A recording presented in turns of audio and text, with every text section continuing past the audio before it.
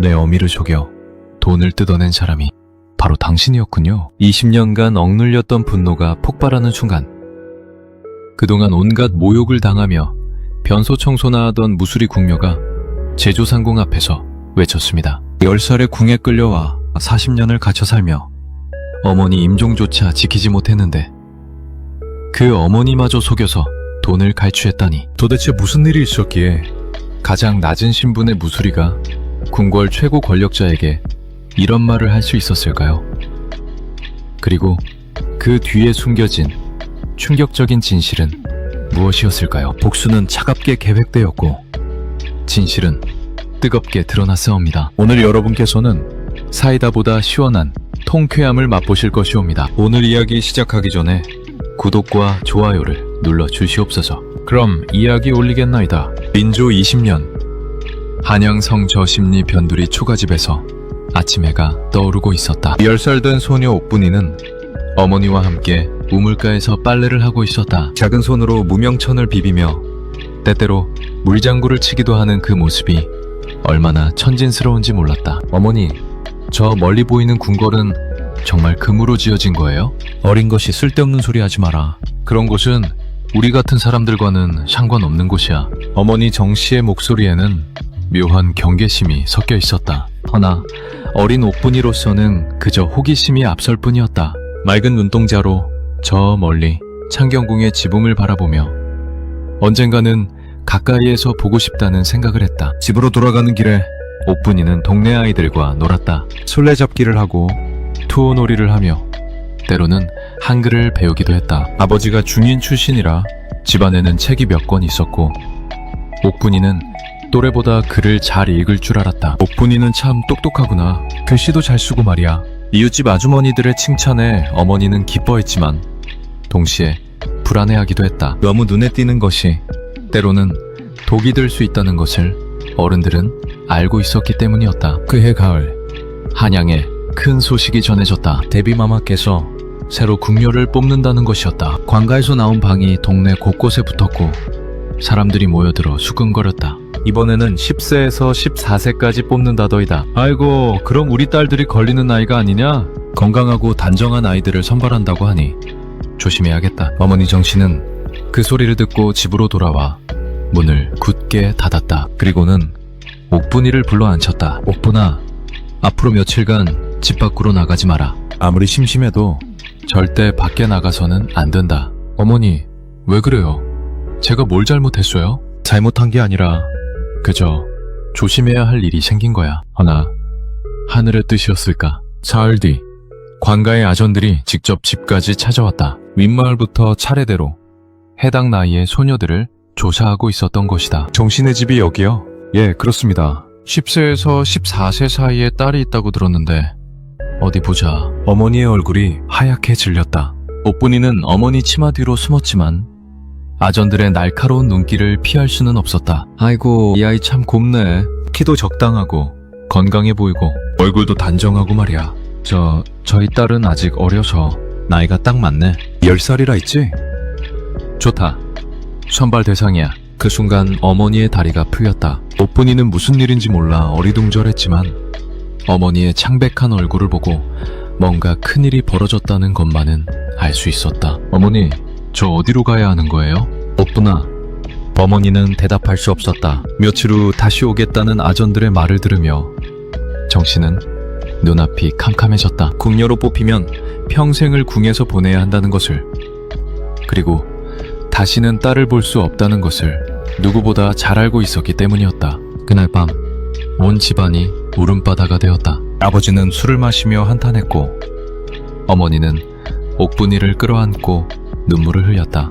우리 딸아, 어머니가 미안하다. 어머니가 너를 지켜주지 못해서 정말 미안하다. 어머니, 제가 궁에 가면 공주님처럼 예쁜 옷을 입고 맛있는 것도 많이 먹을 수 있는 거 아니에요? 어린 옥분이의 천진한 말에 어머니는 더욱 절망했다. 아이는 아직 궁궐이 어떤 곳인지, 궁녀가 되면 어떤 삶을 살아야 하는지 전혀 모르고 있었다. 옥분아, 궁은 좋은 곳이 아니란다. 한번 들어가면 다시는 나올 수 없는 곳이고 어머니도 다시는 볼 수 없는 곳이야. 그럼 제가 어머니를 그리워하면 어떡해요? 어머니는 대답할 수 없었다. 그저 딸을 더욱 꽉 끌어안을 뿐이었다. 며칠 후 정해진 날이 되었다. 동네에 선발된 소녀들이 모두 모였는데 모두들 울고 있는 부모들과 함께 있었다. 오뿐이처럼 어린아이도 있었고 14세에 조금 더 큰 아이들도 있었다. 이제 가야 한다. 뒤돌아보지 말고 가거라. 관가 아전의 명령에 따라 아이들이 줄을 섰다. 오뿐이는 어머니를 뒤돌아보았는데 어머니는 두 손으로 얼굴을 가리고 흐느끼고 있었다. 어머니, 저 꼭 돌아올게요. 오뿐아, 건강해라. 아프지 말고 건강하게만 살아다오. 그것이 어머니와 나눈 마지막 대화였다. 궁궐로 향하는 가마에 올라타며 오뿐이는 점점 작아져가는 고향을 바라보았다. 어머니의 모습도 집의 모습도 친숙했던 모든 것들이 사라져갔다. 가마 안에는 다른 소녀들도 함께 있었는데 모두들 무서워하거나 울고 있었다. 가장 나이 많은 14세 소녀가 조용히 말했다. 이제 우리는 모두 한 배를 탄 것 같아요. 서로 도우며 살아가야 할 것 같아요. 궁궐에 가까워질수록 건물들이 웅장해졌다. 붉은 기둥과 화려한 지붕들이 하늘을 찌를 듯 높았고 온갖 색깔의 단청이 눈을 아프게 했다. 오뿐이는 처음 보는 그 광경에 넋을 잃었다. 와, 정말 크다. 무서워 보이기도 하고 저기서 우리가 평생 살아야 하는구나. 드디어 궁궐 대문 앞에 도착했을 때 오뿐이는 그제야 현실을 깨달았다. 이 문을 들어서면 정말로 다시는 집에 갈 수 없다는 것을, 어머니를 다시 볼 수 없다는 것을 말이다. 생각시들아, 이제부터 너희는 조선의 국면이라 평생을 전하와 중전마마를 모셔야 하느니라. 상급상궁의 위험 있는 목소리가 대문 앞에 울려 퍼졌다. 그녀는 50대 중반으로 보이는 여인이었는데 화려한 궁중복식을 입고 있었고 눈빛이 매우 날카로웠다. 너희가 오늘부터 살 곳을 보여줄 테니 조용히 따라오너라. 그리고 명심하여라. 이곳에서는 철저한 규율을 지켜야 하며 조금이라도 어기면 엄한 처벌이 따른다는 것에 오뿐이는 그 말을 듣고 등골이 서늘해졌다. 상급상궁의 차가운 눈빛에서 앞으로의 삶이 결코 만만치 않을 것이라는 예감이 들었다. 궁궐 안으로 들어서자 또 다른 세상이 펼쳐졌다. 끝없이 이어진 복도, 수많은 방대, 그리고 어디선가 들려오는 발걸음 소리들, 모든 것이 낯설고 무서웠다. 저기 보이는 곳이 너희가 생활할 생각 시 처소다. 앞으로 5년에서 10년간 그곳에서 궁중 예절과 업무를 배우게 될 것이니라. 첫날 밤 오뿐이는 낯선 처소에서 눈물을 흘렸다. 딱딱한 온돌바닥과 차가운 이불, 그리고 어둠 속에서 들려오는 낯선 소리들이 무서웠다. 그러나 옆방에서 들려오는 다른 아이들의 울음소리를 들으며 자신만 이런 것이 아니라는 것을 알았다. 그때 문득 상급상궁이 했던 말이 떠올랐다. 너희 중에서 누군가는 왕의 총애를 받을 수도 있고 누군가는 그것은 모두 너희의 노력과 운에 달려있느니라. 오끈이는 이불을 머리까지 뒤집어쓰며 중얼거렸다. 어머니, 저 과연 이곳에서 살아남을 수 있을까요? 바깥에서는 차가운 가을바람이 불고 있었고 멀리서 야경꾼의 목탁 소리가 들려왔다. 오뿐이의 새로운 삶이 시작된 것이었다. 인조 25년 봄, 5년이 흘러 생각시였던 오뿐이는 이제 정식 궁녀가 되었다. 15세가 된 그녀의 얼굴에는 어린 시절의 천진남 대신 궁중 생활의 무게가 서려 있었다. 오뿐아, 네가 배정받은 곳은 침방이니라. 중전마마의 의복을 관리하는 중요한 일이니 실수하지 말거라. 제조상궁 김씨의 엄한 목소리가 침방 처소에 울려 퍼졌다. 침방은 중전마마의 의복과 장신구를 관리하는 곳으로 궁중에서도 특히 중요한 부서였다. 오꾼이는 고개를 끄덕였으나 마음은 무거웠다. 궁중의 계급은 엄격했다. 내명구와 외명구로 나뉘어 각각 다른 업무를 담당했고 그 안에서도 세세한 위계가 있었다. 침방, 수방, 소주방, 세수관, 침방, 각각의 부서마다 엄격한 규율이 있었고 조금이라도 실수하면 가혹한 처벌이 따랐다. 오뿐아, 이것 봐라. 중전마마께서 내에 착용하실 당의인데 어깨 부분에 작은 얼룩이 있구나. 같은 친방 궁녀인 춘향이가 비단 당의를 들고 와서 보여주었다. 오뿐이는 자세히 살펴보았지만 얼룩을 찾기 어려웠다. 어디요? 소녀는 잘 보이지 않는데. 여기. 이 부분 말이야. 아주 작지만 분명히 있어. 춘향이가 가리키는 곳을 보니 정말로 아주 작은 점 같은 것이 있었다. 쌀알보다도 작은 얼룩이었지만 중전마마께서 입으실 옷에 조금이라도 흠이 있으면 안 되는 것이 궁중의 법도였다. 어떻게 하지? 상궁마마께 보고해야 할까? 아니야. 우리가 조용히 처리하자. 이런 일로 상궁마마를 번거롭게 하면 안 돼. 옥분이는 춘향이와 함께 얼룩을 제거하려고 애썼다. 찬물로 조심스럽게 닦아보고 비누를 조금 묻힌 천으로 살살 문질러 보았다. 그러나 얼룩은 쉽게 지워지지 않았고 오히려 조금씩 번져가는 것 같았다. 이상하다. 더 커지는 것 같은데? 아니야. 우리 눈이 잘못 본 거야. 조금 더 해보자. 두 사람은 더욱 열심히 얼룩을 지우려 했다. 하지만 시간이 갈수록 상황은 나빠졌다. 작은 점이었던 얼룩이 동전 크기만 해졌고 비단의 색깔도 조금씩 바래기 시작했다. 이제 어떻게 하지? 더 망가뜨린 것 같은데. 옥분이의 얼굴이 창백해졌다. 중전마마의 옷을 망가뜨렸다는 것은 상상할 수 없는 일이었다. 궁중에서는 이런 일로도 엄한 처벌을 받을 수 있었다. 그때 침방처소로 다른 궁녀가 급히 들어왔다. 언니들, 큰일 났어요. 제조 상궁 마마께서 중전마마 의복 점검을 하러 오신대요. 뭐라고? 언제? 지금 당장이요. 춘향이와 옥분이는 서로를 바라보았다. 망가진 당의를 숨길 시간도 없었고 그렇다고 그대로 둘 수도 없는 상황이었다. 어떻게 하지? 정말로 어떻게 하지? 바로 그때 제조 상궁 김씨가 위험 있는 걸음으로 침방에 들어왔다. 그녀는 50대 중반의 여인으로 30년 넘게 궁중에서 생활한 베테랑이었다. 한눈에 봐도 예사롭지 않은 기품이 흘렀고 그녀의 시선 하나하나가 칼날처럼 날카로웠다. 중전마마께서 내일 착용하실 의복들을 점검하러 왔다. 모든 것을 차례대로 보여드려라. 예, 상궁마마.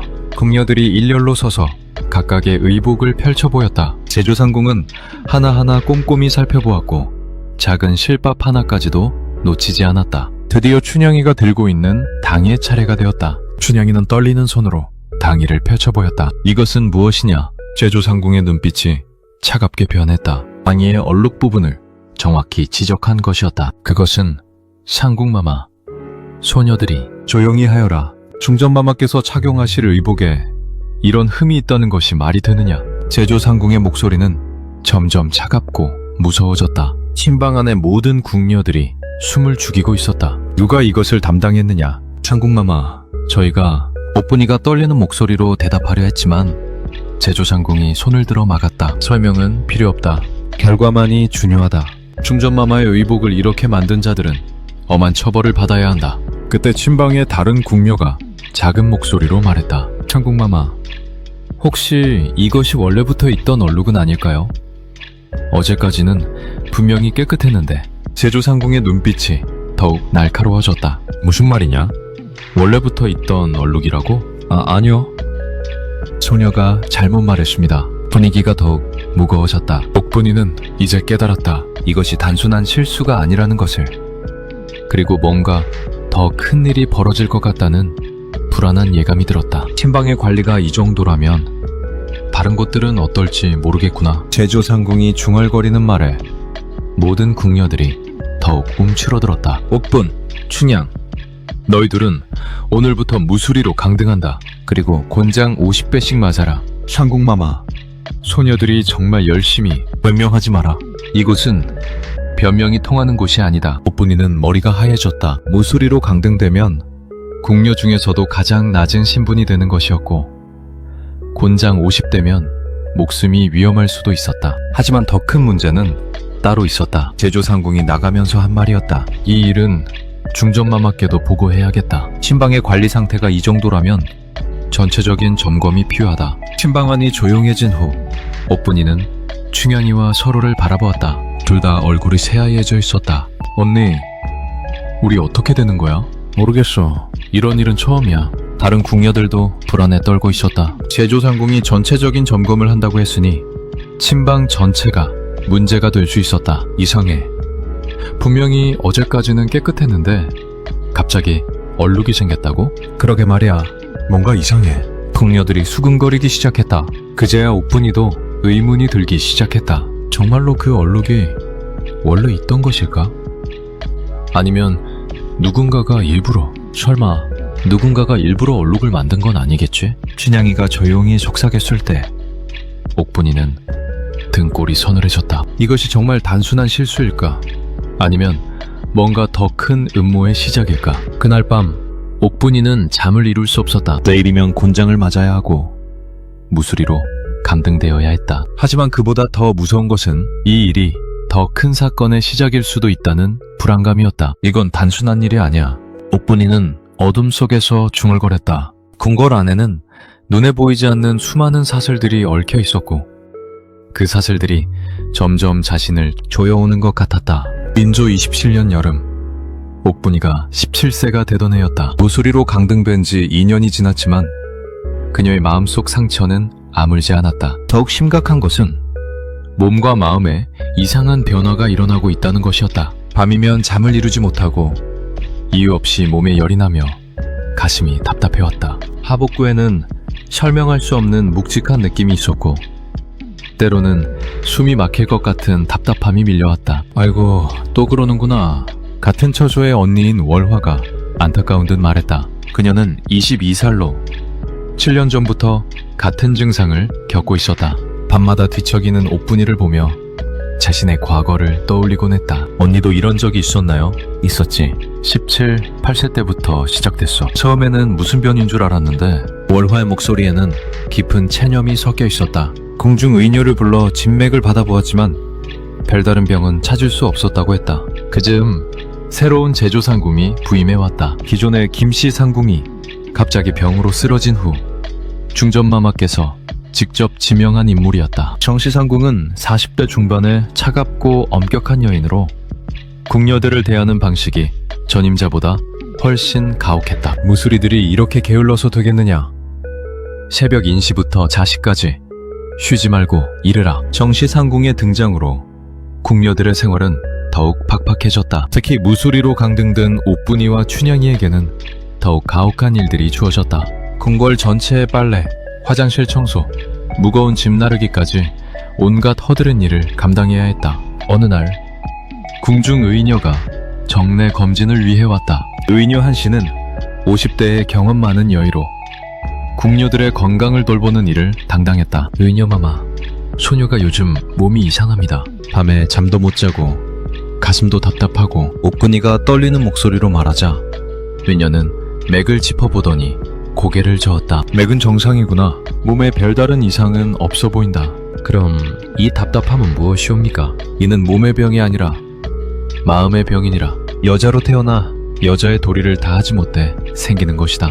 의녀의 솔직한 답변에 옥분이는 깊은 절망에 빠졌다. 옹이보감에도 명시되어 있듯이 여자가 오래도록 남자를 가까이 하지 못하면 기혈이 막히고 하복부에 적체가 생기며 정신이 온전치 못하게 된다는 것이었다. 그럼 소녀는 평생 이런 고통을 감내해야 하는 것이옵니까? 그것이 궁녀의 숙명이니라. 약으로는 고칠 수 없는 병이다. 의녀가 떠난 후 옥분이는 월화와 함께 앉아 있었다. 둘 다 말이 없었고 처소 안에는 무거운 침묵이 흘렀다. 언니, 우리가 대체 무슨 죄를 지었길래 이런 고통을 받아야 하는 걸까요? 죄라고 하면 여자로 태어난 죄? 아니면 이 궁에 들어온 죄? 그날 밤부터 옥군이는 더욱 심한 불면증에 시달렸다. 밤마다 처소에서는 흐느끼는 소리가 들려왔다. 어떤 궁녀는 혼자 중얼거리고 어떤 궁녀는 소리 없이 울었다. 모두들 비슷한 고통을 겪고 있었다. 정씨 상궁은 이런 궁녀들을 더욱 혹독하게 다뤘다. 밤에 잠 못 잔다고? 그럼 낮에 더 열심히 일해서 밤에는 쓰러져 자도록 해야겠구나. 일의 강도는 더욱 세졌고 휴식 시간은 줄어들었다. 궁녀들은 하나둘 지쳐갔고 몇몇은 병에 걸려 쓰러지기도 했다. 그런 어느 날 참을 수 없는 일이 벌어졌다. 같은 무술이인 16살 소녀 국화가 일을 하다가 쓰러진 것이었다. 며칠째 제대로 먹지도 못하고 과도한 일에 시달리던 그녀는 결국 몸이 버텨내지 못했다. 상궁마마, 국화가 쓰러졌습니다. 쓰러졌다고? 그럼 찬물이라도 끼얹어서 깨우라. 일은 계속해야 한다. 정씨 상궁의 차가운 반응에 옥분이는 분노가 치밀어 올랐다. 국화는 고열에 시달리고 있었고 제대로 된 치료가 필요한 상태였다. 상궁마마, 국화에게 의녀마마를 불러주시옵소서. 이 상태로는 위험할 것 같사옵니다. 무슨 소리냐? 무술이 주제에 의녀를 부르자고? 그런 게 어디 있느냐? 하지만 사람의 생명이 달린 문제이옵니다. 옥군이가 목소리를 높이자 정시상궁의 얼굴이 차갑게 굳어졌다. 감히 무술이가 나에게 큰 소리를 치느냐? 네가 무슨 자격으로 나서는 것이냐? 가격이 무엇이 중요합니까? 사람이 죽어가는데. 그 순간 정시상궁이 옥분이의 뺨을 때렸다. 처소하니 순간 조용해졌고 모든 궁녀들이 숨을 죽였다. 감히 상궁에게 대들다니. 너 같은 것은 더 혹독한 처벌이 필요하다. 하지만 옥분이는 물러서지 않았다. 쓰러진 국화를 바라보며 자신이 해야 할 일이 무엇인지 분명히 알았다. 향국마마께서 의녀를 부르지 않으시면 소녀가 직접 가서 모셔오겠사옵니다. 뭐라고? 네가 감히? 사람의 생명 앞에서는 신분이나 규율 따위가 중요하지 않사옵니다. 옥분이는 처소로 나가려 했지만 정시상궁이 길을 막았다. 감히 나를 무시하고 나가려 하느냐? 너는 지금 큰 죄를 짓고 있는 것이다. 죄를 짓고 있는 것은 상궁마마이시옵니다. 사람이 죽어가는데도 모르는 채 하시는 것이 더 큰 죄가 아니옵니까? 그 말에 정시상궁의 얼굴이 새하얗게 변했다. 다른 궁녀들도 옥분이의 대담한 말에 놀란 눈빛을 보냈다. 좋다. 네가 그렇게 나오는 것이라면 나도 각오를 하겠다. 이 일은 제조상궁님께까지 보고하겠다. 그 순간 옥분이는 깨달았다. 자신이 돌이킬 수 없는 선택을 했다는 것을. 그리고 그 대가가 얼마나 클지를 말이다. 하지만 후회하지 않았다. 국화의 생명이 더 소중했다. 결국 다른 궁녀가 몰래 의녀를 불러왔고 국화는 간신히 목숨을 건졌다. 하지만 옥분이에 대한 그날 밤 옥분이는 홀로 처소에 남겨졌다. 다른 궁녀들은 모두 그녀를 피했다. 정시상궁에게 맞선 옥분이와 가까이 하면 자신들도 화를 당할까봐 두려워한 것이었다. 언니, 저는 잘못한 건가요? 월화에게 물어보았지만 월화도 고개를 돌렸다. 옥군아, 미안해. 나도 나 살기 힘들어.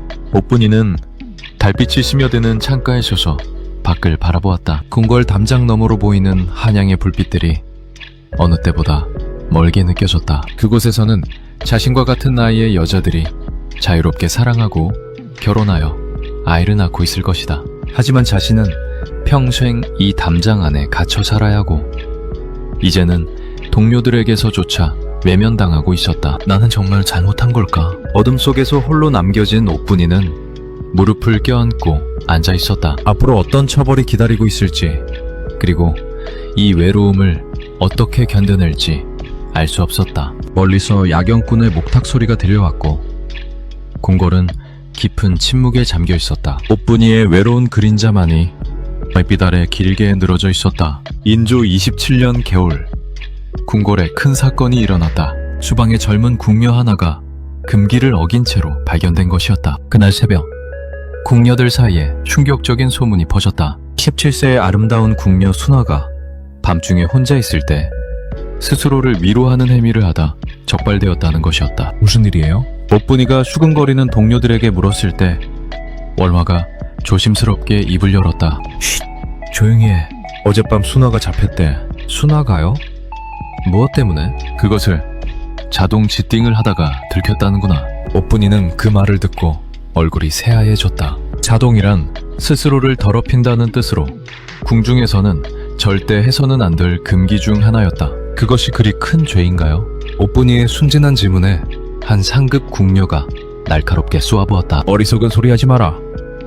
궁녀의 몸은 전하의 것이니 그 누구도 더럽힐 수 없는 것이다. 하지만 옥분이는 이해할 수 없었다. 이규경의 기록에 따르면 이런 행위는 젊은 궁녀들 사이에서는 흔한 일이었고 금하려 해도 막을 도리가 없다고 했는데 말이었다. 오후가 되자 정시상궁이 모든 궁녀들을 마당에 집합시켰다. 순화는 이미 곤장 50배를 맞은 상태였고 얼굴이 창백하게 질려 있었다. 너희들 모두 잘 보아라. 이것이 궁중의 규율을 어긴 자의 말로다. 정시상궁의 차가운 목소리가 마당에 울려 퍼졌다. 순화는 무릎을 꿇고 있었고 눈물이 볼을 타고 흘러내렸다. 순화는 오늘부터 무수리로 강등되며 앞으로 한 달간 하루에 한 끼만 먹도록 한다. 그리고 매일 밤 4시간씩 궁궐 청소를 하여라. 간혹한 처벌이었다. 순화는 이미 쇠약해진 상태였는데 이런 처벌을 받으면 목숨이 위험할 수도 있었다. 그때 옥군이가 참을 수 없어 입을 열었다.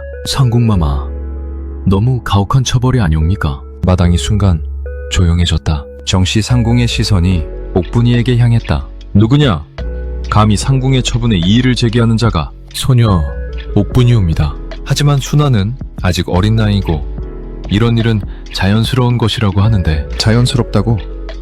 감히 궁녀가 그런 더러운 행위를 자연스럽다고 하느냐? 정씨 상궁의 얼굴이 일그러졌다. 다른 궁녀들도 모두 옥분이를 바라보았지만 아무도 그녀를 지지하는 시선을 보내지 않았다. 상궁마마, 승정원 일기에도 왕께서 이런 일을 불쌍한 일이라 하시며.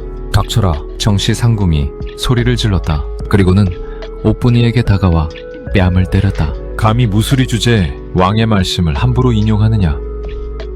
네가 무슨 자격으로 역사를 논하는 것이냐? 옥군이의 뺨이 빨갛게 부어올랐지만 그녀는 굴복하지 않았다. 소녀가 말하고자 하는 것은 우리 모두가 사람이라는 것이옵니다. 순아도 사람이고 자연스러운 욕구를 가진 것이 무슨 죄입니까? 그 말에 정씨 상궁은 완전히 분노했다. 좋다. 네가 그렇게 순아를 감싸고 도느냐? 그럼 너도 같은 처벌을 받아라. 상궁마마, 월화가 놀라서 말렸지만 정씨 상궁은 이미 결정을 내린 상태였다. 옥분이도 곤장 50대와 한 달간 굶주림의 형을 받는다.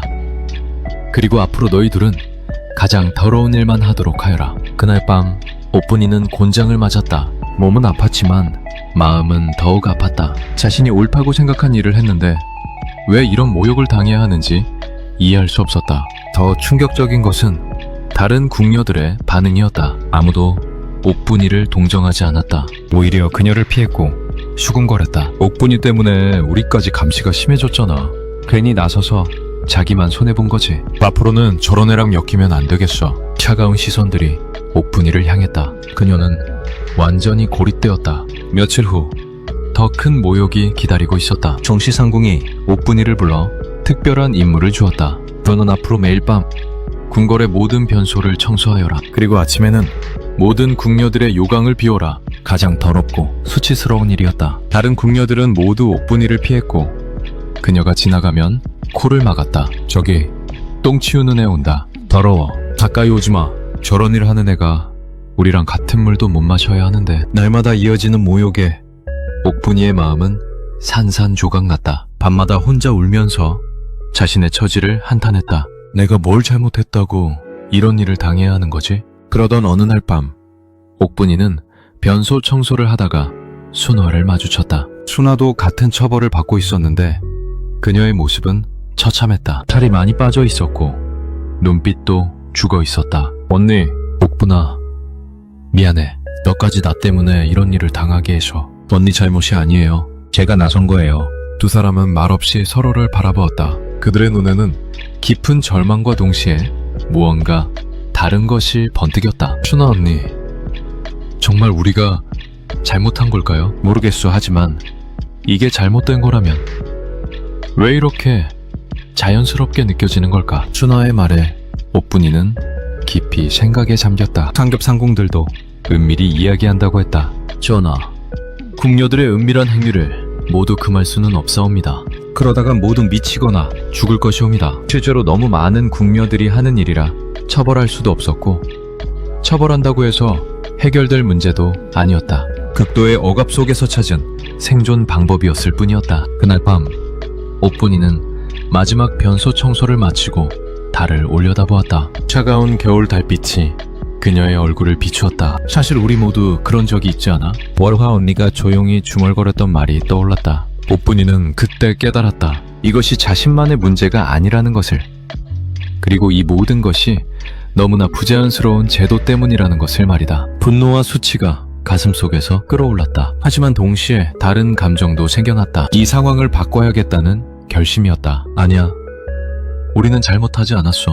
옥분이는 주먹을 꽉 쥐었다. 비록 지금은 모든 사람들이 자신을 등지고 있지만 언젠가는 이 모든 것을 바꿀 수 있을 것이라고 믿었다. 달빛 아래서 홀로 서 있는 옥분이의 눈빛에는 굴복하지 않겠다는 의지가 번뜩이고 있었다. 인조 30년 봄, 옥분이가 20세가 되던 해였다. 곤장형과 모욕적인 처벌을 받은 지 3년이 지났지만 그녀의 상처는 아직 아물지 않았다. 변소 청소라는 수치스러운 일을 하며 보낸 시간들이 그녀의 마음을 더욱 메마르게 만들었다. 그런 어느 날 밤, 오뿐이는 홀로 궁궐 뒷뜰에서 달을 바라보고 있었다. 차가운 바람이 불어와 그녀의 볼을 스쳤고 문득 3년 전의 기억이 떠올랐다. 그때도 이렇게 추운 밤이었다. 오뿐이가 17세였을 때 궁중에서는 대식이라는 은밀한 관계들이 형성되고 있었다. 나이 많은 궁녀와 젊은 궁녀가 마치 부부처럼 생활하는 관계였는데 도련님 역할과 낭자 역할을 맡아 서로를 의지하는 것이었다. 오뿐아, 너도 이제 나이가 들었으니 좋은 언니를 만나보는 것이 어떻겠니? 그때 월화 언니가 조심스럽게 말을 꺼냈던 것이 생각났다. 월화는 오뿐이보다 5살 많은 22세였고 이미 다른 언니와 대식 관계를 맺고 있었다. 그것이 옳은 일인가요? 당시 오뿐이는 순진했다. 외식이 무엇인지도 제대로 모르면서 그런 질문을 했었다. 옳고 그르고를 따질 때가 아니야. 이곳에서 혼자 살아가기에는 너무도 외롭지 않니? 월화의 말에는 깊은 슬픔이 담겨 있었다. 이미 궁에 들어온 지 12년이 된 그녀는 그 누구보다 궁중 생활의 외로움을 잘 알고 있었다. 얼마 후 오뿐이는 30세인 상궁영화와 대식을 맺게 되었다. 영화는 친방에서 일하는 중급 상궁으로 15년간 궁에서 생활한 베테랑이었다. 그녀는 도련님 역할을 자처하며 오뿐이를 아끼고 보살폈다. 영화 도련님. 처음에는 어색했다. 여자가 여자를 도련님이라고 부르는 것도 이상했고 마치 부부처럼 행동하는 것도 어색했다. 그렇게 부르지 마라.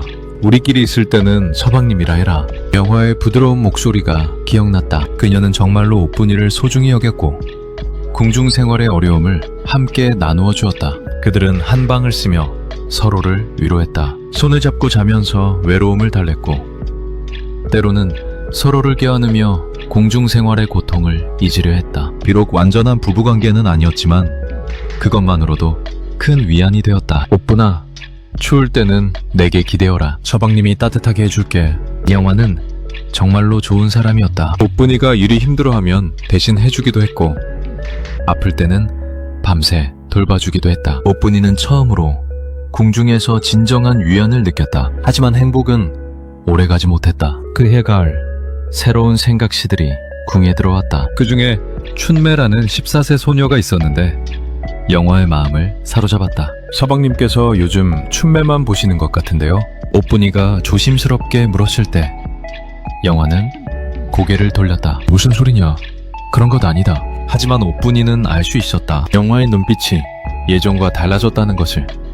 그리고 자신에게 쏟던 관심이 점점 줄어들고 있다는 것을 말이다. 며칠 후 오뿐이는 영화와 춘매가 함께 있는 모습을 목격했다. 그들은 손을 잡고 있었고 영화는 춘매에게 자신이 해주던 것과 똑같은 방식으로 다정하게 말하고 있었다. 질투와 분노가 가심속에서 끌어올랐다. 오뿐이는 그날 밤 영화를 찾아갔다. 서방님께서는 소녀를 버리시는 것인가요? 오뿐아, 이해해다오. 나도 어쩔 수 없는 마음이다. 어쩔 수 없다뇨. 서방님께서 저에게 해주신 모든 말들이 거짓이었단 말인가요? 오뿐이의 목소리는 떨리고 있었다. 3년간 함께했던 시간이, 그 모든 따뜻한 순간들이 한순간에 무너져 내리는 것 같았다. 거짓은 아니었다. 하지만 춘매는 다르다.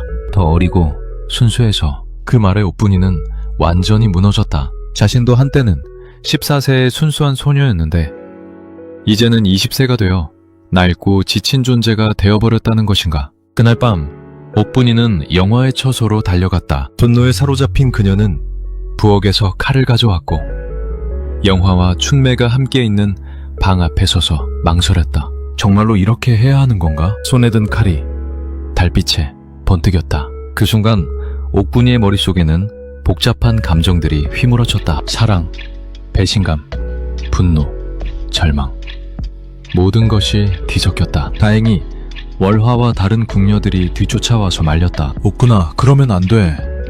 정신 차려. 놔줘요. 저 배신자들을 그대로 둘 수는 없어요. 큰일 난다. 이런 일로 목숨을 버릴 생각이니? 결국 오뿐이는 칼을 내려놓았다. 하지만 그 상처는 너무나 깊었다. 그 일이 있은 후 얼마 지나지 않아서 옥분이는 국화를 구하려다 정씨 상궁과 충돌하게 되었고 그로 인해 지금의 처벌을 받게 되었다. 달을 바라보며 과거를 회상하던 옥분이는 문득 깨달았다. 그때의 아픔이 지금의 자신을 만들었다는 것을. 그리고 그 아픔 때문에 다른 사람의 고통을 외면할 수 없게 되었다는 것을 말이다. 금지된 세상에서 찾은 유일한 위안이었기에 그 감정의 깊이도 남달랐구나. 옥분이는 혼자 중얼거렸다. 영화와의 관계는 비록 끝이 났지만 그 경험은 그녀에게 소중한 것을 가르쳐 주었다. 사람은 혼자서는 살아갈 수 없다는 것을, 그리고 누군가의 위안이 되어줄 수 있다는 것을 말이다. 코카를 구하려 했던 그날도 마찬가지였다. 영화에게서 받았던 따뜻함을 국화에게 전해주고 싶었던 것이었다. 비록 그로 인해 자신이 더 큰 고통을 받게 되었지만 후회하지 않았다. 내가 겪었던 외로움과 고통을 다른 사람도 겪게 할 수는 없어. 옥분이는 주먹을 꽉 쥐었다. 영화에게 받았던 상처, 그리고 지금 받고 있는 모욕들이 모두 헛되지 않을 것이라고 다짐했다. 언젠가는 이 모든 것을 바꿀 수 있을 것이라고 믿었다. 차가운 바람이 불어와 그녀의 머리카락을 날렸다. 하지만 옥분이의 눈빛은 예전보다 더욱 단단해져 있었다. 과거의 아픔이 현재의 결심을 더욱 강하게 만들어주었다. 다시 일어서자. 이번에는 누군가를 위해서가 아니라 모든 사람들을 위해서. 옥분이는 달을 올려다보며 새로운 다짐을 했다. 그녀의 뒤에는 길고 어두운 그림자가 드리워져 있었지만 앞에는 희미한 빛이 보이기 시작했다. 민조 30년 여름, 어느 무더운 날이었다. 옥군이가 변소 청소를 마치고 돌아오는 길에 같은 고향 출신 궁녀인 복순이가 급히 달려왔다. 그녀의 얼굴에는 안타까움이 가득했다. 옥분아, 너에게 전할 말이 있어. 무슨 일이에요, 복순이 언니? 그게 네 어머니께서 돌아가셨다고 해. 복순이의 말에 옥분이는 그 자리에 주저앉았다. 궁에 들어온 지 20년 만에 처음 들은 가족 소식이었는데 그것도 이별의 소식이었다. 어머니가 돌아가셨다고요? 지난달에 병으로 고생하시다가 임종 직전에 네 이름을 부으셨다고 해. 옥군이의 눈에서 눈물이 쏟아져 내렸다. 10살에 궁에 들어와 단 한 번도 어머니를 보지 못한 채 이제는 영영 볼 수 없게 된 것이었다. 어머니 소녀가 한 번도 뵙지 못하고 그날 밤 옥분이는 혼자 처소에서 어린 시절을 떠올렸다. 어머니가 손수 지어주신 노란 저고리, 아침마다 빗어주시던 따뜻한 손길, 그리고 자신을 궁으로 보내며 흘리셨던 눈물의 의미를 이제야 알 것 같았다. 어머니께서 그때 그리 우셨던 것은 다시는 보지 못할 것을 아셨기 때문이었구나. 어린 마음에는 이해할 수 없었던 어머니의 절망이 이제야 뼈저리게 느껴졌다. 궁궐 출입이 엄격히 제한되어 특별한 경우가 아니면 평생 궁 밖으로 나갈 수 없었으니 가족과의 만남도 극히 제한적일 수밖에 없었다. 며칠 후 복순이가 다시 찾아왔다. 이번에는 더 자세한 이야기를 들고 온 것이었다. 옥분아, 네 어머니에 대해 더 들은 게 있어. 뭔가요? 네, 어머니께서 돌아가시기 전에 이상한 말씀을 하셨대. 누군가가 와서 너에게 편지를 전하겠다고 했는데 돈을 요구했다는 거야? 옥분이는 이상한 예감이 들었다. 편지요? 누가요? 그 사람이 궁녀라고 하면서 네가 어머니를 그리워한다는 말을 전했대. 그리고 편지 전달비로 돈을 요구했다고 해. 그럼 어머니께서 편지를 쓰셨나요? 아니야. 내 어머니는 글을 모르시잖아. 대신 동매 서당 훈장에게 부탁해서 편지를 썼는데. 옥순이가 말을 멈췄다. 그녀의 표정이 이상했다. 왜 그래요? 그 편지가 어떻게 됐어요? 그 궁녀라는 사람이 편지와 돈을 받고는 다시 나타나지 않았대. 네, 어머니는 그 일로 크게 상심하셨고 그 후부터 병이 깊어지셨다는구나. 옥군이의 가슴에 분노가 치밀어 올랐다. 누군가가 어머니를 속였다는 것이었다. 그 사람이 누군지 아세요? 정확하지는 않은데 네 또래쯤 되는 궁녀였다고 해. 그런데 옥분아, 더 이상한 건 복순이가 주위를 살피더니 조용히 말했다. 그 일이 있고 나서 정씨 상궁이 갑자기 새 비단옷을 맞췄다는 소문이 있어. 그 말에 옥분이는 전기가 통하는 것 같았다. 정씨 상궁? 설마. 언니, 혹시 그 궁녀가 누구인지 더 자세히 알 수 없을까요? 글쎄, 알아볼게. 그런데 옥분아, 이런 일을 파헤치는 게 위험할 수도 있어. 며칠 후 복순이가 충격적인 소식을 가지고 왔다. 옥근아, 큰일이야. 내 어머니를 속인 사람을 찾았어. 누구예요? 현화야. 정씨 상궁의 측근이야. 옥분이는 머리가 하얘졌다. 현화는 정씨 상궁의 신복으로 항상 그녀의 뒤를 따라다니는 궁녀였다. 그런데 더 놀라운 건 현화가 이런 일을 여러 번 했다는 거야. 다른 궁녀들 부모도 속여서 돈을 뜯어낸 적이 있대. 정말이에요? 그리고 그 돈을 모두 정씨 상궁에게 바쳤다고 해. 옥분이는 분노로 온몸이 떨렸다. 정씨 상궁이 자신의 어머니까지 속여서 돈을 뜯어냈다는 것이었다. 그날 밤 옥분이는 현화를 몰래 찾아갔다. 현화는 정씨 상궁의 처소 근처에서 빨래를 하고 있었다. 현화야, 옥분이, 네가 왜 여기에? 네가 우리 어머니한테 한 짓을 다 알고 있어. 현화의 얼굴이 순간 굳어졌다. 무슨 소리야? 나는 네 어머니가 누군지도 몰라. 거짓말하지 마. 편지 전달한다고 속여서 돈을 뜯어낸 거 다 들었어. 현아는 당황했지만 곧 뻔뻔한 표정을 지었다. 증거가 있어? 네가 뭘 한다고 그러는 거야? 바로 그때 뒤에서 복순이가 나타났다. 그리고 그녀 뒤에는 동네에서 올라온 어떤 남자가 있었다. 증거라면 여기 있어. 그 남자는 옥분이 어머니 동네의 서당 훈장이었다. 그는 현아를 보더니 고개를 끄덕였다. 맞습니다. 이 궁녀가 정씨 어머니를 속인 장본인입니다. 현화의 얼굴이 창백해졌다. 제가 언제? 편지도 여기 있습니다. 훈장이 편지를 꺼내 보였다. 그것은 옥분이 어머니가 간절한 마음으로 딸에게 보내려 했던 편지였다. 옥분이는 편지를 받아들고 읽기 시작했다. 어머니의 사랑과 그리움이 가득 담긴 편지였다. 그리고 마지막에는 이런 구절이 있었다. 내 딸아, 어머니는 너를 보고 싶지만 참고 있단다. 네가 건강하기만 하면 그것으로 족하다. 이 편지라도 전해줘서 네 마음에 위로가 되기를 바란다. 옥분이는 눈물을 흘리며 현아를 바라보았다. 이 편지를 가지고 어머니한테서 돈을 뜯어낸 거야?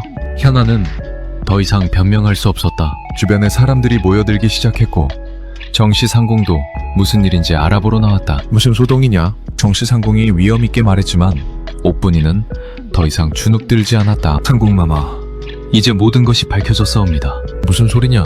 상궁마마께서 현어를 시켜 궁녀들의 부모를 속여 돈을 뜯어내신 일 말이옵니다. 정씨 상궁의 얼굴이 변했다. 감히 무슨 증인도 있고 증거도 있사옵니다. 이 모든 것이 상궁마마의 짓이었다는 것을 모두가 알게 될 것이옵니다. 그때 훈장이 또 다른 서류를 꺼냈다. 이것은 다른 궁녀 부모들의 진술서입니다. 모두 같은 수법으로 당했다고 증언하고 있습니다. 주변에 모인 궁녀들이 웅성거렸다. 정씨 상궁의 거짓과 탐욕이 모두에게 알려진 것이었다. 이런 것들을 정씨 상궁이 당황하며 뒤로 물러섰다. 그녀의 위험 있던 모습은 온데간데 없고 초라한 모습만 남아있었다. 상궁마마, 이제 누가 진짜 궁중 질서를 어긴 것인지 분명해졌사옵니다. 옥분이의 목소리는 이전과 달리 당당하고 흔들림이 없었다. 20년간 쌓인 모든 분노와 억울함이 이 순간을 위해 기다리고 있었던 것 같았다. 그날 밤 정씨 상궁은 자신의 처소에서 혼자 떨고 있었다. 20년간 쌓아온 권력과 위신이 하루아침에 무너져 내린 것이었다. 옥분이는 어머니의 편지를 품에 안고 달을 바라보았다. 비록 어머니는 돌아가셨지만 그녀의 사랑만큼은 이렇게 자신에게 전해졌다. 그리고 그 사랑이 자신에게 진실을 찾을 힘을 주었다. 12년 가을, 정씨 상궁의 부정이 밝혀진 지 일주일이 지났다. 궁중은 큰 혼란에 빠졌고 이 사건은 마침내 왕의 귀에까지 들어가게 되었다. 제조 상궁이 궁녀들의 부모를 속여 금품을 갈취했다고? 인조의 목소리에는 분노가 섞여 있었다. 궁중의 기강이 이 정도로 해이해진 것에 충격을 받았던 것이다. 예, 전하. 여러 궁녀들의 증언과 증거가 있어옵니다. 승정원 관리가 조심스럽게 보고했다. 사건의 전말을 들은 인조는 즉시 궁중 조사를 명령했다. 며칠 후 데뷔 전의 모든 관련자들이 소집되었다. 정씨 상궁은 이미 관직에서 물러난 상태였고 옥분이와 현화 그리고 증인들이 한자리에 모였다. 정씨, 네가 한 일이 사실이냐? 데뷔마마의 엄중한 질문에 정씨 상궁은 더 이상 부정할 수 없었다. 죄송합니다, 마마. 소녀가 잘못하였사옵니다. 궁녀들의 효심을 이용해 금품을 갈취하고 그것도 모자라 무고한 궁녀에게 누명을 씌웠느냐? 변명의 여지가 없사옵니다. 정씨 상궁의 목소리는 떨리고 있었다. 30년간 쌓아온 지위와 권력이 하루아침에 무너져 내린 것이었다. 그때 인조가 직접 나섰다. 옥분이를 앞으로 나오게 하라. 예, 전하. 옥근이는 떨리는 다리로 앞으로 나아가 깊이 절했다. 전하를 뵙사옵니다. 고개를 들어라. 인조가 옥분이를 자세히 바라보았다. 12년간 궁에서 온갖 고초를 겪은 그녀의 얼굴에는 깊은 인내와 의지가 살여 있었다. 네가 정씨의 부정을 밝혀낸 것이냐? 아니옵니다, 전하. 소녀는 다만 어머니에 대한 진실을 알고 싶었을 뿐이옵니다. 네, 어머니가 돌아가셨다고 들었다. 예, 전하. 소녀가 한 번도 뵙지 못한 채 옥근이의 목소리가 떨렸다. 인조의 눈빛이 부드러워졌다. 짐이 잘못 판단했구나. 내게 큰 고생을 시켰다. 전하, 오늘부터 네 무술의 신분을 해제한다. 그리고 친방 상궁으로 임명하노라. 순간 주변이 술렁였다. 무술위에서 상궁으로 승진하는 것은 전례가 거의 없는 일이었다. 감사합니다, 전하. 옥군이는 깊이 절했지만 마음 한편으로는 복잡한 감정이 들었다. 왕의 관심이 단순한 동정인지 아니면 다른 의도인지 알 수 없었기 때문이다. 그날 이후 옥분이의 처지는 완전히 바뀌었다. 동료 궁녀들의 시선이 달라졌고 예전에 자신을 괄시하던 이들도 이제는 극진이 대했다. 옥분이 상궁마마, 안녕하시옵니까? 언니라고 불러요. 우리 사이에 무슨 격식이 필요해요? 월화가 어색해하자 옥분이는 다정하게 말했다. 지위가 바뀌었다고 해서 인간관계까지 바꿀 생각은 없었다. 며칠 후 예상치 못한 일이 벌어졌다. 인조가 친히 친방에 온 것이었다. 전하, 친방 궁녀들이 인사드리옵니다. 모든 궁녀들이 엎드려 절하는 가운데 왕의 시선이 옥분이에게 머물렀다. 상궁 옥분이는 따라오라. 예, 전하. 옥분이는 조심스럽게 왕 앞으로 나아갔다. 인조는 그녀를 자세히 바라보았다. 네가 참으로 기특하구나. 어려운 상황에서도 굴복하지 않고 진실을 밝혀냈다. 과찬이옵니다, 전하. 짐이 보기에 네가 참 곱다. 마음도 곱고 지혜도 있고. 그 말에 옥분이는 긴장했다. 왕의 말투에서 범상치 않은 의도를 느꼈기 때문이었다. 전하의 은혜에 감사할 따름이옵니다. 그날 이후 인조는 자주 친방에 왔고 옥분이를 부르는 일이 많아졌다. 동료 궁녀들의 시선에는 부러움과 질투가 뒤섞여 있었다. 옥분이가 승은을 입으면 후궁이 될 수도 있겠어. 그러면 신분이 완전히 바뀌는 거지. 부럽다. 한순간에 천지가 바뀌는구나. 하지만 옥분이는 두려웠다. 역사를 보면 궁녀 출신 후궁들의 운명이 대부분 비극이었기 때문이었다. 장희빈처럼 한때 권세를 누렸다가 결국 사약을 받고 죽은 경우도 있었고, 대부분은 왕비와 기존 후궁들과의 갈등 속에서 고통받았다. 월화와 이야기를 나누던 어느 날 밤이었다. 옥분아, 전하께서 부르시면 거절할 수는 없어. 거절하는 것 자체가 대역죄야. 알고 있어요, 언니. 하지만 뭐? 정말 행복해질 수 있을까요? 아니면 더 큰 불행의 시작일까요? 월화는 깊이 생각하더니 말했다. 그건 네가 결정하는 거야. 왕의 총애를 받아들일지 아니면 다른 길을 찾을지. 며칠 후 결정적인 순간이 왔다. 민조가 옥분이를 불러 사적인 대화를 나눈 것이었다. 옥분아, 두려워하지 말거라. 짐이 너를 아끼느니라.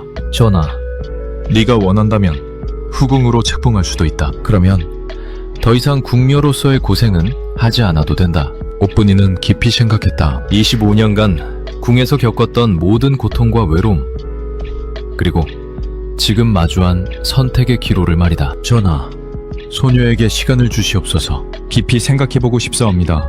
그래, 충분히 생각해보아라. 하지만 너무 오래 기다리게 하지는 말거라. 그날 밤 옥분이는 혼자 궁궐 뒷뜰을 거닐었다. 25년 전 10살 소녀였던 자신이 이 궁에 처음 들어왔던 때가 떠올랐다. 어머니와 마지막 이별, 영화와의 사랑과 배신, 정씨 상궁과의 갈등, 그리고 마침내 진실을 밝혀낸 오늘까지의 모든 것들이 스쳐 지나갔다. 내가 정말 원하는 게 뭘까? 달빛 아래서 옥분이는 깊이 생각했다. 왕의 총애를 받으면 권력과 부를 얻을 수 있었다. 하지만 동시에 더 큰 갈등과 위험에 노출될 수도 있었다. 며칠 후 옥분이는 결심을 굳혔다. 그리고 인조 앞에 나아가 자신의 뜻을 밝혔다. 전하, 소녀는 상궁으로서 궁중에 봉사하는 것으로 만족하옵니다. 무슨 말이냐?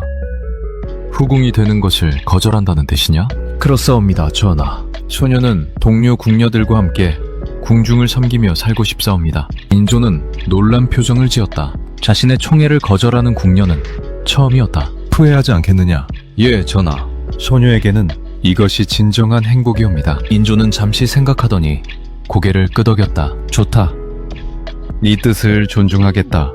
하지만 언제든 마음이 바뀌면 말하거라. 감사합니다, 전하. 그날 이후 궁중에는 새로운 질서가 자리 잡았다. 옥분이는 친방상궁으로서 공정하고 따뜻하게 후배들을 이끌었고 정씨 상궁 시절의 가혹함은 사라졌다. 궁녀들 사이에서도 변화가 일어났다. 서로를 돕고 위로하는 분위기가 생겨났고 부당한 일에 맞서는 용기도 생겨났다. 어느 날 저녁 월화가 옥분이에게 물었다. 후회하지 않아? 후궁이 될 수 있는 기회를 놓쳤는데. 아니에요, 언니. 이게 제가 원했던 삶이에요. 정말? 네. 25년간 이곳에서 겪은 모든 일들이 저를 이 자리에 서게 만들었어요. 이제 다른 사람들이 저처럼 고생하지 않도록 돕고 싶어요. 옥분이는 창밖의 달을 바라보았다. 25년 전 어린 소녀가 꿈꾸었던 자유는 얻지 못했지만 대신 더 값진 것을 얻었다. 자신의 뜻대로 살 수 있는 용기와 다른 사람을 도울 수 있는 지위였다. 궁궐 안에는 평화가 찾아왔고 정의가 승리했다. 옥분이의 선택은 자신뿐만 아니라 모든 궁녀들에게 새로운 희망이 되었다. 현종 8년 가을 세월이 흘러 옥분이가 50세가 되었을 때 마침내 출궁할 수 있는 나이가 되었다. 40년을 궁에서 보낸 그녀의 얼굴에는 세월의 무게가 고스란히 새겨져 있었다. 머리카락은 반백이 되었고 손등에는 주름이 깊게 패여 있었지만 눈빛만큼은 여전히 또렷하고 의연했다. 정말로 궁을 나가시겠습니까? 후배 궁녀들이 믿을 수 없다는 듯 물었다. 친방 상궁으로서 20년 넘게 그들을 돌봐온 옥분이의 출궁 소식은 궁중에 큰 파장을 일으켰다. 나갈 곳이 있기나 합니까? 가족들은 모두 세상을 떠났고 옥분이의 목소리에는 깊은 체념이 섞여 있었다. 어머니는 이미 오래전에 돌아가셨고 아버지도 10년 전에 세상을 떠났다는 소식을 들었다. 형제 자매들이 있었는지도 기억이 희미했다. 상궁마마, 그럼 어디서 사실 건가요? 궁궐 근처에 작은 방이라도 얻어서 조용히 살아볼까 한다. 40년이라는 긴 세월 동안 쌓인 궁중 생활의 관성을 쉽게 떨쳐낼 수는 없었다. 실제로 많은 출궁 궁녀들이 바깥 세상에 적응하지 못해 고생한다는 이야기를 들었다. 평생을 보호받고 통제받던 환경에서 벗어나니 스스로 결정하는 것조차 어려웠고 돈 관리를 해본 적도 없고 장을 보거나 밥을 해본 경험도 없었다. 상궁마마께서 안 계시면 저희는 어떻게 해야 할까요? 너희들은 이제 다 컸다. 서로 도우며 잘 살아가거라. 그리고 옥군이는 잠시 말을 멈추고 후배들을 한 명씩 바라보았다. 어려운 일이 있어도 서로 등지지 말거라. 이곳에서는 서로가 가족이니까. 그녀가 40년간 궁에서 배운 가장 소중한 교훈이었다. 혈연도 없고 고향도 다른 사람들이지만 같은 아픔을 나누며 살아온 진정한 가족이라는 것을. 출궁 당일 옥분이는 간소한 짐만 챙겼다. 몇 벌의 옷과 어머니의 편지, 그리고 40년간 모은 작은 돈주머니가 전부였다. 궁궐 대문을 나서며 그녀는 뒤돌아보았다.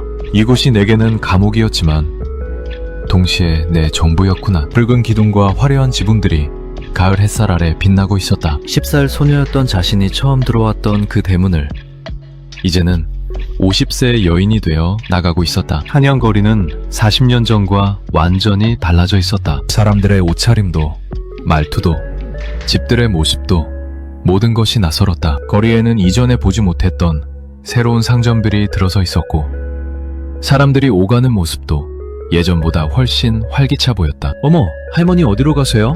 길에서 만난 젊은 안악이 친절하게 말을 걸었다. 옥분이는 대답할 수가 없었다. 정말로 어디로 가야 할지 몰랐기 때문이었다. 저 방 하나 얻을 수 있는 곳을 찾고 있어요. 아, 그러시구나. 저기 사거리 쪽에 가시면 빈 방들이 있을 거예요.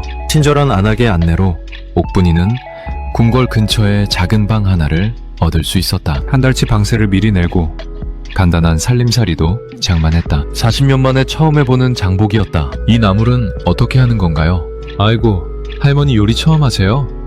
그럼 제가 가르쳐 드릴게요. 여행에서 만난 아주머니가 친절하게 요리법을 가르쳐 주었다. 오뿐이는 서투른 손으로 나무를 묻히고 밥을 지었다. 궁중에서는 모든 것이 준비되어 나왔는데 이제는 모든 것을 스스로 해야 했다. 첫날 밤 옥군이는 작은 방에 혼자 앉아 있었다. 궁궐에서 들리던 익숙한 소리들 대신 거리의 소음과 이웃집 아이들의 웃음소리가 들려왔다. 모든 것이 낯설었다. 밤마다 궁궐 꿈을 꾸었다. 신방에서 후배들과 함께 일하던 모습, 월화 언니와 나눈 대화들, 심지어 정씨 상궁과의 갈등까지도 그리워졌다. 그곳이 아무리 힘들었어도 40년간 자신의 전부였던 곳이었다. 궁을 나온 지 한 달이 지났는데 아직도 밤마다 궁궐 꿈을 꾼다. 그곳이 싫었지만 그곳이 내 전부였구나. 바깥 세상은 너무 낯설고 무섭다. 하지만 시간이 지나면서 조금씩 변화가 일어났다. 이웃 아주머니들과 친해졌고 동네 아이들도 옥분이를 따르기 시작했다. 특히 11살 된 소녀 꽃분이는 옥분이를 할머니처럼 따랐다. 할머니, 궁궐은 정말 금으로 지어져 있어요? 아니란다. 그냥 나무와 돌로 지어진 큰 집이야. 하지만 그 안에는 많은 사람들의 이야기가 담겨있지. 어떤 이야기요? 기쁜 이야기도 있고 슬픈 이야기도 있고 하지만 모든 이야기에는 사람들의 마음이 담겨있단다. 꽃분이와 대화를 나누며 옥분이는 자신이 40년간 경험한 모든 것들이 헛되지 않았다는 것을 깨달았다. 그 경험들이 이제는 다른 사람들에게 지혜와 위로를 줄 수 있는 자산이 되었다. 어느 날 궁에서 후배 궁녀들이 찾아왔다. 창궁마마, 안녕하십니까? 아이고, 너희들이 어떻게 여기까지? 창궁마마가 보고 싶어서요. 그리고 궁금한 것도 있고요. 그들은 궁중에서 일어난 새로운 변화들을 전해주었다. 옥군이가 만든 제도들이 잘 유지되고 있고 궁녀들 사이의 갈등도 많이 줄어들었다는 소식이었다. 창궁마마께서 가르쳐주신 것들을 잊지 않고 있어요. 그렇구나. 다행이다. 옥분이는 진심으로 기뻤다. 자신이 없어도 좋은 전통이 이어지고 있다는 것이 무엇보다 뿌듯했다. 가을이 깊어갈 무렵 옥분이는 동네 아이들에게 글을 가르치기 시작했다. 40년간 궁에서 익힌 글쓰기와 예법이 도움이 되었다. 할머니, 이 글자는 뭐예요? 희망이라는 글자란다. 좋은 일이 일어날 거라고 믿는 마음을 말하지. 할머니도 희망이 있어요? 꽃분이의 순진한 질문에 옥분이는 잠시 생각했다. 그럼 할머니의 희망은 너희들이 건강하고 행복하게 자라는 것이란다. 그 순간 옥분이는 깨달았다. 비록 늦었지만 자유를 얻었다는 것을. 그리고 남은 시간만큼은 진정으로 자신이 원하는 일을 할 수 있다는 것을. 겨울이 되어 첫눈이 내린 날 옥분이는 작은 방 창문 앞에 앉아 있었다. 눈 덮인 한양의 풍경이 평화로워 보였다. 40년 전 10살 소녀가 꿈꾸었던 자유는 이런 것이 아니었다. 하지만 지금의 자유가 더욱 소중했다. 힘들었지만 견뎌냈구나. 그것만으로도 의미가 있지 않을까. 옥분이는 혼자 중얼거렸다. 40년간의 궁중 생활이 고통스럽기도 했지만 그 경험이 자신을 더욱 단단하고 지혜로운 사람으로 만들어주었다. 이웃집에서 들려오는 아이들의 웃음소리, 부엌에서 나는 저녁 준비 소리, 멀리서 들려오는 장사꾼들의 외침 소리까지 모든 것이 삶의 소중한 일부처럼 느껴졌다. 할머니, 꽃분이가 뛰어와서 옥분이의 치마를 잡았다. 내일도 글자 가르쳐 주실 거죠? 그럼 당연히 가르쳐 줄게. 할머니, 고마워요. 꽃분이가 환하게 웃으며 말했다. 그 순간 옥분이의 마음에는 따뜻한 감정이 퍼져나갔다. 이것이 진정한 행복이었다. 누군가에게 필요한 사람이 되고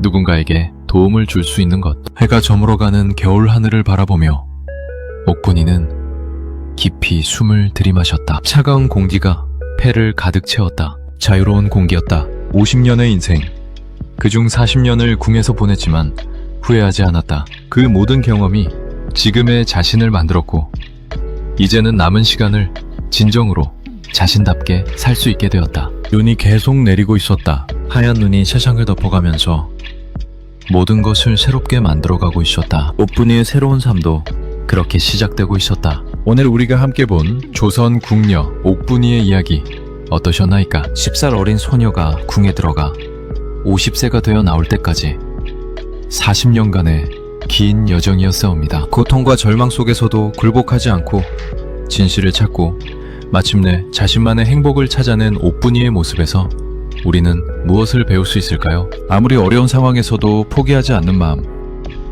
다른 사람을 위해 용기를 내는 마음, 그리고 늦었다고 생각될 때도 새로운 시작을 할 수 있다는 희망말이 옵니다. 500년 전 조선의 이야기이지만 지금 우리에게도 여전히 울림을 주는 것 같사옵니다. 이런 역사 속 숨겨진 이야기들이 마음에 드셨다면 구독과 좋아요, 그리고 알림 설정까지 부탁드리옵니다.